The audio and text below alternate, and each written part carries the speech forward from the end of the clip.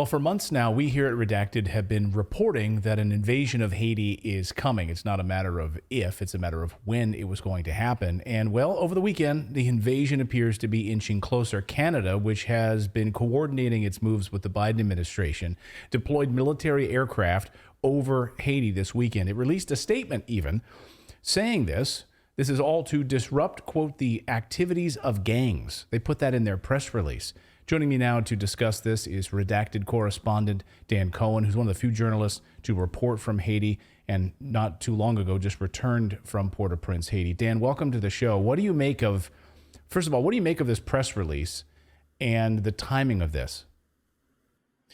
Well, it's really interesting to see that Canada made this move in a very public way, because up until this point, it's been very quiet, hush-hush behind the scenes. When the Biden administration, including Blinken, Biden himself, and National Security Advisor Jake Sullivan went to Mexico last month to meet with their Canadian and Mexican counterparts, Haiti was, of course, on the agenda. And when Sullivan was asked about what's happening with this, Haiti intervention, he was pretty mum. I quote, he said, "What I don't want to do is jam anybody, so I want them to be able to have the conversation." So he really didn't want to talk about it. Now, that is in total contrast to now this very public announcement from the Canadian Foreign Ministry, and that was pushed out through all of the mainstream media channels. So I think what this is about is really testing the water, is probing to see what the reaction is. The plane that the Canadians deployed is called a C-140 Aurora. So it's a long-range patrol aircraft that is used for various types of missions, over land, over water. According to the Canadian Foreign Ministry's release, they say that it is used not only for gathering intelligence and surveillance, but actually has strike capabilities. So this is obviously, I would say, a threat, if not a thinly veiled threat against Haiti. And the person that this is against is Jimmy Barbecue Cherizier. This is the figure that the U.S. Desperately wants to either arrest, imprison, assassinate one way or the other, to get rid of and smash into a million pieces the armed movement, the revolutionary forces of the G9 family and allies that he leads, which represents a threat to kind of the U.S.-led order in Haiti.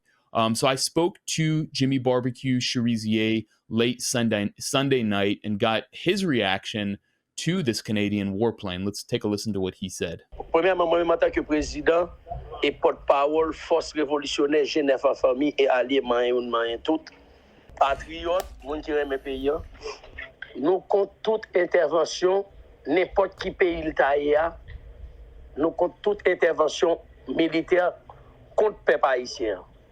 Je dis à prétexte mon apprend pour dire que pays a gang pour envahir pays. Nous-mêmes, nous conscients que le pays a un paquet de gangs violents qui a terrorisé la population. Ils ont fait cas de Jackson, ils ont kidnappé les gens et ils ont tué les gens sans raison. C'est politiciens et oligarques qui mettent dans le pays.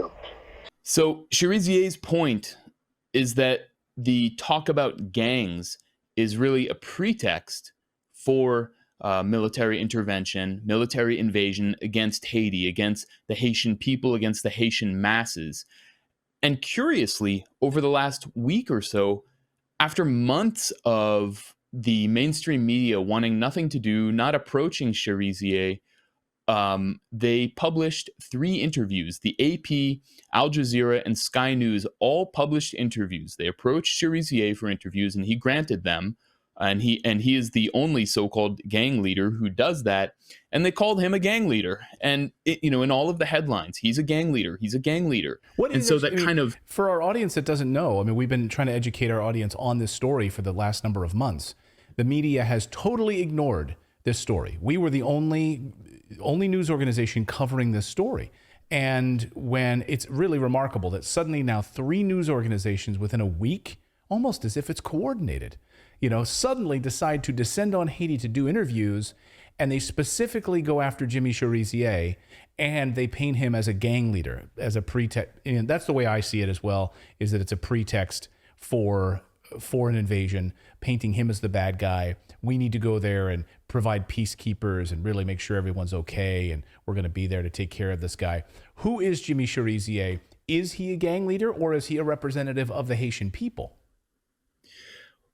Well, I mean, yeah, exactly. This is manufacturing consent in action is what we're seeing. You're right, Clayton. Jimmy Cherizier is a former cop who basically got burned by the system after being kind of a straight shooter, straight arrow for a lot of years and trying to do his best within the system. They burned him. They basically needed a sacrificial lamb. And this is what we show in the documentary Another Vision Inside Haiti's Uprising, which gives the background to the current moment, which I made with Haiti Liberté. And Jimmy Cherizier formed this federation of armed groups called the G9 that is totally opposed to criminal activity, to kidnapping, to extortion of businesses and merchants, to rape, which, sadly, these things are very common. And there are a lot of real gangs, what you could call gangs, criminal armed groups. And these are the groups that are against Jimmy Cherizier and the G9. I mean, I could list off a bunch of them. There's Vitellom Innocent, who just killed several cops in Haiti just in the past couple weeks. There is Izo in the leader of the 5 Seconds gang in Village des Dieux, who is a regular kidnapper. There's the 400 Mauzo, who kidnapped 17 North American missionaries in 2021. None of them are under sanctions, yet Jimmy Barbecue, and none of them ever are approached for interviews because they are real gang leaders. And of course, and the Western media and Canada, the United Nations, the United States aren't interested in those people, the actual gangs. They're interested in the ones that are representing the people who would want to push Western influence out of Haiti, right? Isn't that funny how that works? Exactly. They never approach those guys for interview, for a nice sit-down interview, because you can't. It's too dangerous. They'll kidnap you. They'll, demand millions of dollars from your family or whatever. That's why none of these correspondents go to meet and sit down with any of these real gangsters who are hardened criminals. They only go to Cherizier, who continues to say, yeah, I'll sit down with you and I'll show you the neighborhood I live in. I'll show you the slums of Port-au-Prince, and you can see the crushing poverty, and you can communicate that to your audience because, we want the international community to treat Haiti as a normal country and not treat it as a piggy bank, as a place to just exploit and take wealth from. But no, he's called a gang leader, and that's all about manufacturing consent for this imminent invasion. I think basically the United States is in a difficult spot with Haiti because it knows that it doesn't, if it goes into Haiti or Canada with a full force and just invades, it's going to spark an uprising. The Haitian masses, Haitian people do not want foreign intervention. They will wholly reject it, and that will rally people around Jimmy Cherizier, which is the last thing that the U.S. wants to do. So it's in this tight spot of, well, on one hand, we want to take this guy out, but we have to do it with a very soft touch. So all this negotiation behind the scenes and deploying this warplane is all about figuring out how they're going to do it and how they're going to basically get an element inside the Haitian National Police, which is an anemic force, to be able to carry out this hit. So there have been a number of trainings going on, and the U.S.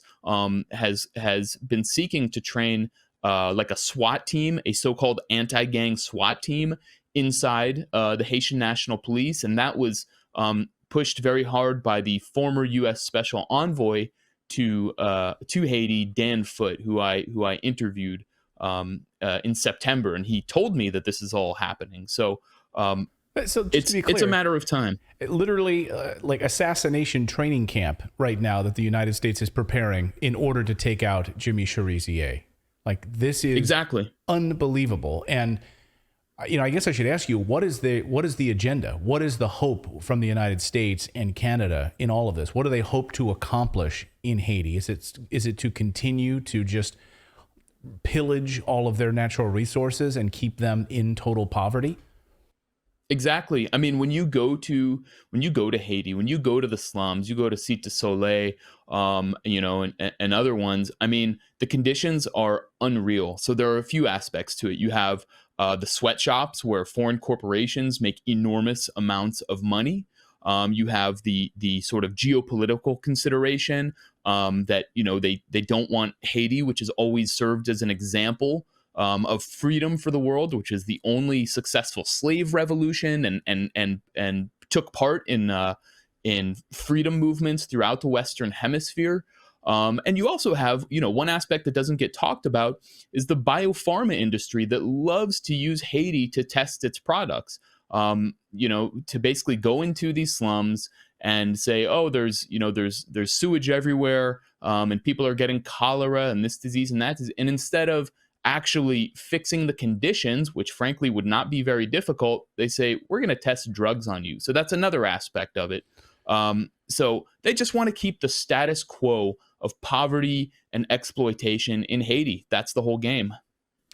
Well, we will continue to follow the story and hold their feet to the fire covering this story. It's incredibly important. I just find the timing don't you find it so interesting that these three news organizations, the Associated Press, Sky News, and who was the other one? All with AP, Al Jazeera, and Sky News. Yeah. Yeah, all at the same time. It's like they're handed something from the deep state. It's like they're handed something from the intelligence community. Here's a story. You might want to go and cover this. We actually encourage you to go and cover this. And they all fall in line. Almost within a day, they're down there covering this story, seeking an interview with him. It's crazy. And all the same headline saying this is gang leader, the most feared gang leader. So it's so predictable. It's like trite.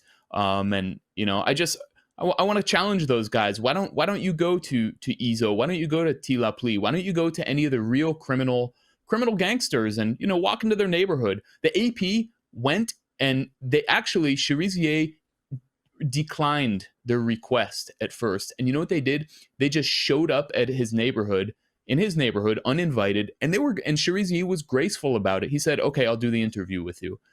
Go to Village des Deux. Go to where." Go to other neighborhoods that are not gonna, the leader is not gonna guarantee your safety, where you're likely to get kidnapped and maybe killed, and see what happens. So it's just shameful. Yeah, it absolutely is. Well, we will continue to cover this story and hopefully bring light and shed light on it. And hopefully Americans who are watching this story can share it and realize that there is another side to this story, not the one they're being fed by the mainstream media. Dan Cohen. And by the way, I should mention, Dan is a new member of the Redacted team officially. Our Washington correspondent from Washington, D.C. He's done a great job for us over the past year, and we brought him on officially to join the Redacted team. So welcome aboard, Dan, and thank you so much for your great work. We're thrilled to have you.